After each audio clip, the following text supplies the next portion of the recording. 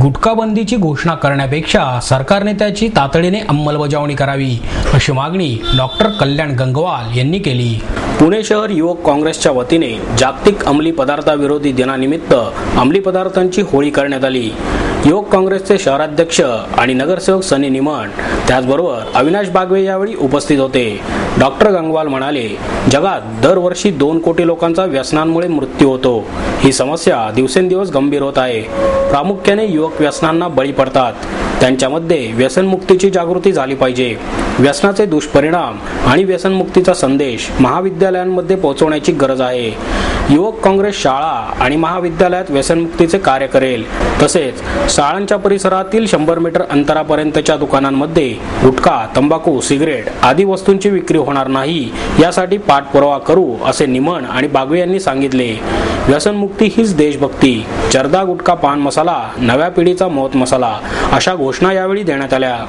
या खऱ्या आंदोलनाचा उद्देश असा आहे की युवकांनी एकत्र येऊन व्यसनमुक्ती हीच खरी देशभक्ती आहे हा संदेश युवकांना द्यावा। कारण व्यसनांचं प्रमाण हे युवकांमध्ये वाढत आहे आणि युवकच जर त्याच्या विरोधात उभे राहिले तर व्यसनमुक्ती निश्चितच घडून येईल आणि राजकर्ते देखील त्या दृष्टिकोनातून विचार करतील आणि राजकारणी आज समाज आपलं सरकार देखील व्यसनांना प्रोत्साहन कधीही देणार नाही आणि हा व्यसनमुक्त समाज जर निर्माण झाला तर तो आरोग्यपूर्ण समाज निर्माण होणार आहे। कारण आज आमच्या आरोग्याला सगळ्यात मोठा कोणता धोका असेल तर ही व्यसनं आहेत। कारण संपूर्ण जगामध्ये 2 कोटी लोक दरवर्षी केवळ व्यसनांमुळे मृत्यू पावत आहेत आणि आमच्या देशात देखील व्यसनांचं प्रमाण वाढत चाललं आहे। सरकारने व्यसनमुक्तीचे निर्णय ताबडतोब घ्यावेत, गुटखाबंदी ताबडतोब करावी, दारूवर बंधनं आणावीत आणि रेव पार्ट्यामध्ये याच्यावर आत्ताच लोणावळ्याची असो या जुहूची असो याच्यात कार्य करणाऱ्या पोलीस अधिकाऱ्यांना संपूर्ण संरक्षण द्यावं आणि जरब बसवावी समाजावर की अशा प्रकारचे हे उच्चभ्रू समाजाची मुलं आणि हे श्रीमंत मुलं अशा प्रकारचा व्यसनांचा प्रचार प्रसार समाजात कधीही करणार नाही। युवकांमध्ये जे अंमली पदार्थांचं आणि व्यसनांचं जे प्रमाण वाढायला लागले आपल्या देशामध्ये तर त्याच्या अगेन्स्ट आम्ही सर्व युवक काँग्रेसचे कार्यकर्ते महाविद्यालयात जाऊन आम्ही आता अभियान चालू करतो की महाविद्यालयात जाऊन आम्ही जनजागृती करणार आहोत, प्रबोधन करणार आहोत।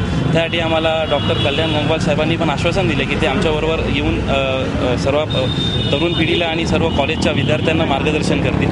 तर ते आम्ही अभियान आजपासून आम्ही चालू केलेलं आहे। अँटी नार्कोटिक्स डे निमित्त आम्ही राबवत आहे।